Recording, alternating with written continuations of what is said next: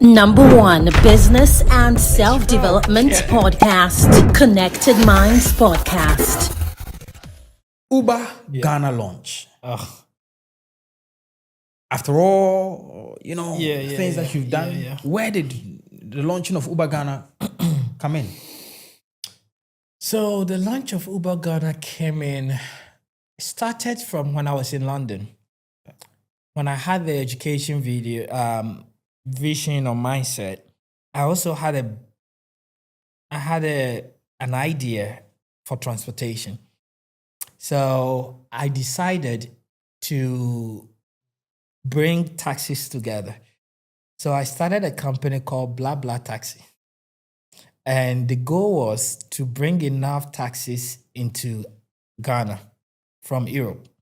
And if I'm able to bring enough, and I started this work and pay thing. So the drivers will work for some time, they will own the cars.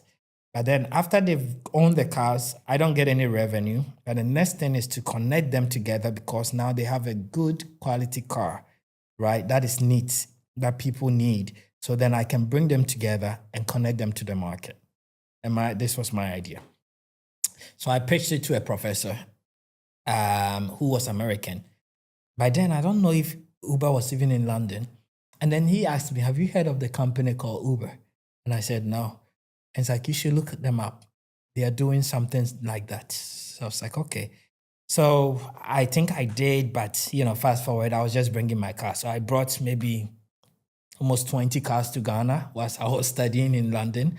And they were all being taxi, doing work and pay and so on. And then I had a trip through my travel company, students that I had talked to about this business as well. And he had come back to Ghana to do an internship with the US Embassy in Ghana. So I was there.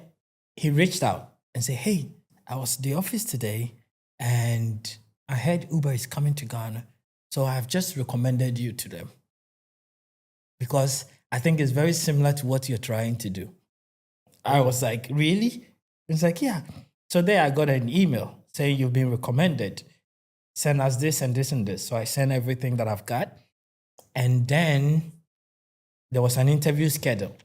It was a full day interview from morning to evening. I think I spoke to about 8 or 10 people from different countries. It was like brain draining. They went through that day. Then in 3 weeks' time, they got back to me, gave me another set of interview, then gave me a test that I had to take online, passed all that. Then they reached out to me and said, are you ready to go to Ghana? I said, I'm still a student. I have 1 semester to finish. They said, no, we need you in Ghana next week. By then, I was living in San Francisco. I said, I have my apartment paid for 1 year. I'm living downtown San Francisco. It was costing they're like, no, we will pay for your apartment. You need to get on a plane, go to Ghana. We will bring people to your house, pack your things. We'll pay for everything. We'll ship your couch, your bed, everything to Ghana so that you can go and do this. So I talked to my professor and he's like, are you asking me? Get out and go, So my professor, my dean was like, take the opportunity and go. So I quit school, flew to Ghana on the, I think it was 13th of May. Flew to Ghana and then, they packed everything, shipped my couch, everything back to me. In the contract, they said in 1 year time, they will bring me back and let me finish my degree and then come back. I said, okay. So I came to Ghana. When I came to Ghana, there was a gentleman from Canada who was like, what she does is she supports growing markets to grow and launch. So he was my immediate person to work with. We have a few part-time workers. So I was there, thrown into it. They said, build it. This is for you now. So started recruitment, part-timers, both rider side, doing events, everything. And then lucky for us, on the 9th of June, we were able to turn the app on. The day we turned it on, actually, it poured rain, heavy rain.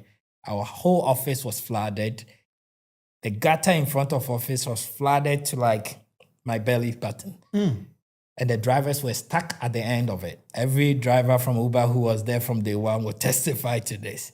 I had to take my pants off, take my shirt off in my boxer, carry my bag, walk through that dam of water, cross it to the other side, organize all the drivers at Asanka Locals restaurant. That's where I turned all of them on. And then, it's Uber. The moment we turned it on, rides started coming in. Drivers were leaving Asanka Locals to go pick. They were like, is this real? Is this a natural person asking for it? Day by day, man, grew Uber to what it is today.